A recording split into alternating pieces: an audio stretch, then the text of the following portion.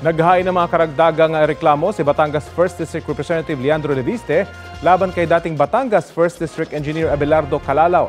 Kasabayan ng paghain ni Leviste ng reply affidavit sa mga isinampa niyang reklamo laban kay Calalo kaugnay sa tangka umanong panunuhol sa kanya ng dating DPWH engineer para ipatigil ang investigasyon ng Kamara sa flood control projects. Sinampahan din ng reklamo ang mag-asawang may-ari ng kumpanya na nagbigay umano ng mahigit 3 million pesos na tinutukoy ni Calalo bilang donasyon.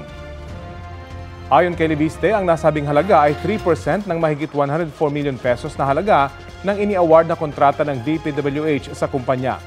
Hiniling ni Leviste sa Prosecutor's Office na idagdag bilang respondents ang mag-asawa at isyuhan sila ng subpoena para magbigay ng counter affidavit. Susubukan namin kunan ng pahayag si Calalo at ang iba pang inirereklamo.